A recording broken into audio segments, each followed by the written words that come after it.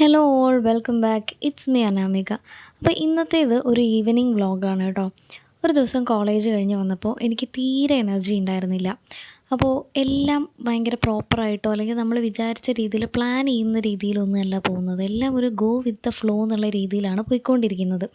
അപ്പോൾ തന്നെ ഞാൻ ആലോചിച്ചു, ഇങ്ങനെ പോയി കഴിഞ്ഞാൽ റെഡിയാവില്ല, കുറച്ചും കൂടെ പ്രോപ്പറായിട്ട് ഓർഗനൈസ്ഡ് ആയിട്ടൊക്കെ പോകുന്നതാണ് കുറച്ചും കൂടെ ബെറ്റർ എന്ന് ആലോചിച്ചപ്പോൾ എല്ലാം ഒന്ന് ആദ്യം തൊട്ട് ഒന്നേന്ന് തൊട്ട് തുടങ്ങാം, സ്റ്റാർട്ട് ചെയ്യാം, അപ്പോൾ ഒന്ന് റീസെറ്റ് ചെയ്യാമെന്ന് വിചാരിച്ചു. അപ്പോൾ അങ്ങനെ ഒരു ഈവനിങ്ങിൽ ഒരു റീസെറ്റിംഗ് വ്ളോഗ് എന്നൊക്കെ വേണമെങ്കിൽ പറയാം കേട്ടോ. ഭയങ്കര മെസ്സായിട്ടുള്ളതെന്ന് ഒന്ന് പ്രൊഡക്റ്റീവ് ആവുക എന്നുള്ളതാണ് ഞാൻ ഈ ഒരു ഇതും കൊണ്ട് ഉദ്ദേശിച്ചത്. അപ്പോൾ ഞാൻ ഉദ്ദേശിക്കുന്നത് എന്താണ്, ഈ ഒരു റീസെറ്റിംഗ് എന്നുള്ളത് കൊണ്ട് ഉദ്ദേശിക്കുന്നത് എന്താണെന്ന് വെച്ച് കഴിഞ്ഞാൽ, നമ്മുടെ ചുറ്റുമുള്ള എൻവയോൺമെൻറ്റും കാര്യങ്ങളൊക്കെ ക്ലീൻ ചെയ്ത് പ്രോപ്പറായിട്ട് ഓർഗനൈസ് ചെയ്ത് വെച്ചിട്ട് നമ്മുടെ മൈൻഡും കാര്യങ്ങളൊക്കെ ഒന്ന് ക്ലീൻ ആക്കി വെക്കുക എന്നുള്ളതാണ് ഞാൻ ഈ ഒരു റീസെറ്റിംഗ് കൊണ്ട് ഉദ്ദേശിക്കുന്നത്. ഞാൻ ഭയങ്കര ലേസി ആയിട്ടുള്ളൊരു പേഴ്സണാണ് കേട്ടോ. ഒരിക്കലും ഞാൻ നല്ല ഭയങ്കര അടുക്കും ചിട്ടയായിട്ടൊന്നും ചെയ്യുന്നൊരു വ്യക്തിയേ അല്ല. ഞാൻ അങ്ങനെ ഭയങ്കര ലേസി ആയിട്ടുള്ളൊരു പേഴ്സണാണ് കേട്ടോ. പിന്നെ ഒന്നാമത് നമ്മൾ റെൻറ്റിനാണ് താമസിക്കുന്നത്. അപ്പോൾ വീട്ടിലാണെങ്കിൽ ഞാനും അമ്മയും മാത്രമാണുള്ളൂ. നമ്മളൊരു വീടിൻ്റെ മുകളിലാണ് റെൻറ്റിന് താമസിക്കുന്നത്. അത് ഞാൻ ഓണത്തിൻ്റെ ടൈമിലൊക്കെ വീഡിയോ ഇട്ട സമയത്ത് പറഞ്ഞിട്ടുണ്ടായിരുന്നു, പൂക്കളം ഇടുന്ന വീഡിയോയിലൊക്കെ പറഞ്ഞിട്ടുണ്ടായിരുന്നു കേട്ടോ. അപ്പോൾ അമ്മയ്ക്കാണെങ്കിൽ ജോലിയുണ്ട്. അമ്മ ഒരു ഷോപ്പിലാണ് സ്റ്റാഫായിട്ട് പോകുന്നത്. അപ്പോൾ അമ്മ രാവിലെ പോയി കഴിഞ്ഞാൽ വൈകിട്ട് ഒരു 7 മണി 7:30 ആവും എത്താനായിട്ട്. മൺഡേ തൊട്ട് സാറ്റർഡേ വരെയും അമ്മയ്ക്ക് ജോലിയുണ്ട്.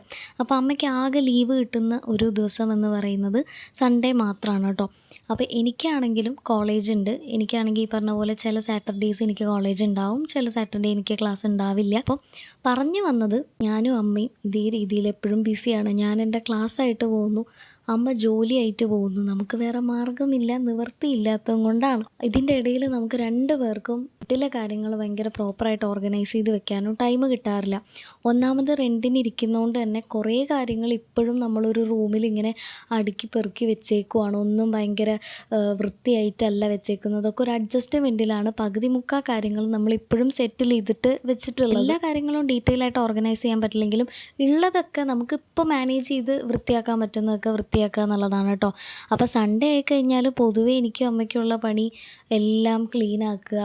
ആൻഡ് അത് കഴിഞ്ഞാൽ പിന്നെ പോകുന്നത് വല്ല മൂവിക്കോ എന്തെങ്കിലുമൊക്കെ പോവുക. ഇതാണ് നമ്മുടെ ആകെ സൺഡേയിലുള്ള ഒരു പരിപാടി എന്ന് പറയുന്നത്.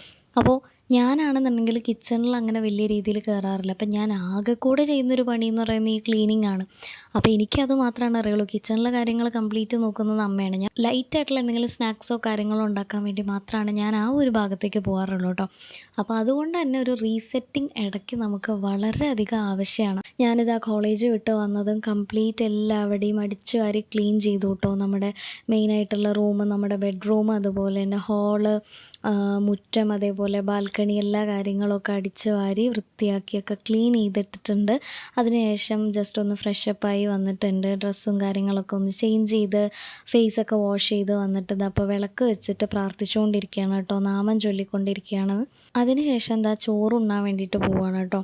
അപ്പോൾ ചോറും അതുപോലെ തന്നെ ചമ്മന്തിയും ഉപ്പേരിയും ഒക്കെ ഉണ്ടായിരുന്നു കേട്ടോ.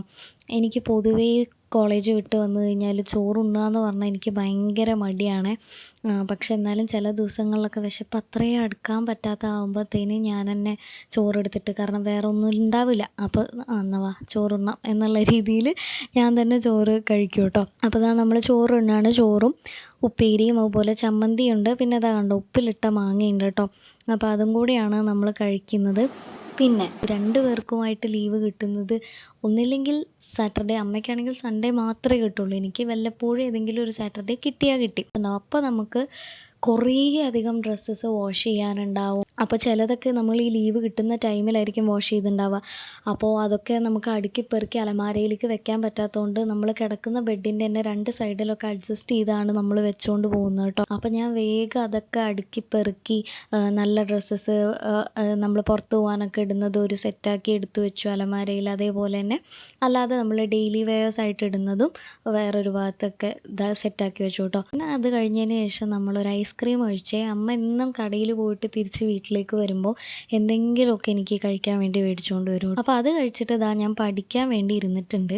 അപ്പോൾ ഞാൻ ഈ പറഞ്ഞ പോലെ, ഞാൻ നേരത്തെ പറഞ്ഞ പോലെ തന്നെ ഞാൻ വളരെയധികം ഒരു ലേസി പേഴ്സൺ ആണ്. ഇങ്ങനെ കുത്തിയിരുന്ന് പഠിക്കുക അങ്ങനത്തെ ഒരു പരിപാടിയേ എനിക്കില്ല. എക്സാമിൻ്റെ ഡേറ്റ് കിട്ടിക്കഴിഞ്ഞാൽ അതിൻ്റെ ഒരു 1 വീക്ക് 2 വീക്ക് മുന്നുള്ള പ്രിപ്പറേഷൻ മാത്രമേ എനിക്കുള്ളൂ കേട്ടോ.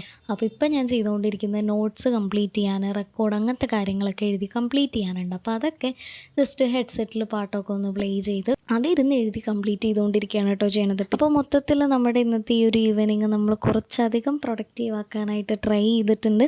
അപ്പോൾ എന്തായാലും കുറച്ച് മെസ്സിൽ നിന്ന് നമ്മൾ പ്രൊഡക്റ്റീവിലോട്ടുള്ള നമ്മുടെ ഫസ്റ്റ് സ്റ്റെപ്പ് നമ്മൾ ഇന്ന് ചെയ്ത് കഴിഞ്ഞു. ഇനി ബാക്കിയുള്ള വരുന്ന ദിവസങ്ങളിലൊക്കെ ഇതേപോലെ തന്നെ പ്രൊഡക്റ്റീവായിട്ട് കൊണ്ടുപോകണം. Because exams are coming. അപ്പോൾ അതാണ് നമ്മുടെ ഇന്നത്തെ വ്ളോഗ് എന്ന് പറയുന്നത്. അപ്പോൾ എല്ലാവർക്കും ഈ ഒരു വ്ളോഗ് ഇഷ്ടപ്പെട്ടു എന്ന് വിശ്വസിക്കുന്നു. ആൻഡ് നിങ്ങൾക്ക് ഈ വ്ളോഗ്സൊക്കെ ഇഷ്ടമാവുന്നുണ്ടെങ്കിൽ please do like, share and subscribe. By.